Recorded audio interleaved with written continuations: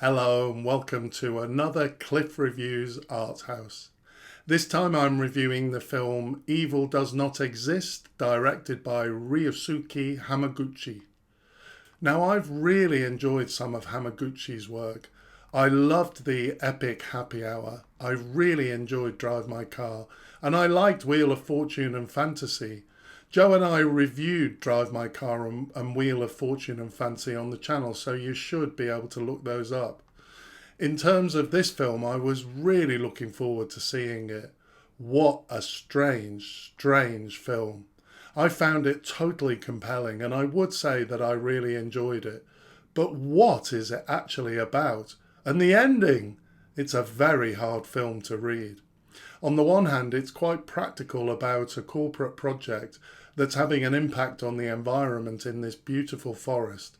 We're taken through a lot of the pros and cons of the project. We see the corporate presentation and it's all very businesslike. The villagers rightly raise legitimate concerns. Obviously, they're sceptical about it. We get quite a long discussion about the issue of drainage and water supply. The villagers raise quite practical issues, but I never found this boring. In fact, I found it quite compelling. I liked the metaphor of how the upstream affects the downstream. On the other hand, it's about people living at one with nature. Or are they? It's about people that are much more tuned into nature than the corporate types. But it's clear by the end that nature has its own power, that potentially all intervention in nature by man is problematic. This film takes its time. We have long, lingering shots. The scene of chopping wood, the scene of people carrying water through the forest. Hamaguchi isn't scared of staying with a scene for a long time. If you're able to go with it, it's a device that does become quite meditative, but it does make it very slow at times. Our main character at first appears very much at one with the forest. He gives the impression to his daughter that each tree has a personality, and I like this. We don't know much about his background or motivations. We're given hints of a partner, loss, grief, but we're not given any detail or real context. What does become clear is that while it might start off looking like the corporate types are evil and the villagers are good, nothing turns out to be black and white. Someone in the village says, all of us are outsiders.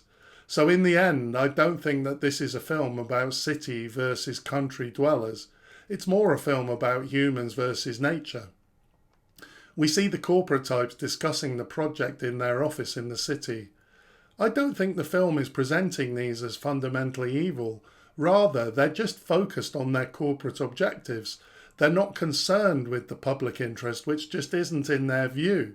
It's about people having a distorted view of the reality of a situation until they get closer to it.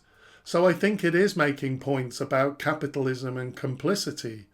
But when the two presenters get close to the actual situation, they find that they can't be in denial anymore. They're actually not ruthless and they are prepared to negotiate and even change their views as the villagers explain the issues to them. So there is a theme here about how you can deceive yourself into a distorted view by not seeing a problem, but how you can't deceive yourself when you get closer to the truth. This is a great point about politicians today, how they're able to make policies without having necessarily any clue what's actually going on the ground in people's everyday lives. The ending is so hard to read. The gunshots, the feathers, the information about when deer attack, the thorn and the blood dripping from the finger, it's all intriguing. I watched an interview with Hamaguchi and he explained that the film started by some music by Iko Ishibashi. He'd already worked with Ishibashi on Drive My Car. Apparently she had some music and she wanted him to make a film from it, so this was the starting point. He didn't have any idea what the story was going to be, and so for a while the story was just evolving. He visited Ishibashi and she lives in nature, so it was this that influenced the story to be set in nature. She then wrote some more music at a later stage. In this way, it seems like it was a really interesting collaboration, but it does perhaps explain why this film is less coherent than the other work I've seen by him. Perhaps it is less finished than the others. Perhaps he still doesn't fully know what it's about. I didn't know this when I watched it. If I get to see it again, I'm going to listen to the music more carefully, as clearly it's a critical part of the film. Overall, I really enjoyed this film. It is original and creative. It proves Hamaguchi is a great filmmaker. However, I'm still not sure about the ending and the meaning of the whole film. I'm not quite sure it gives enough to give sufficient satisfaction. In some ways, the ambiguities do work extremely well, so I'm a bit torn actually. Perhaps it does work. I think it's right on the border of being almost dissatisfying. In this way, it feels quite experimental, and I can forgive him if it doesn't quite work. I definitely recommend this film, though be ready for an enigmatic and mysterious journey. Thanks for watching, and I'll see you next time.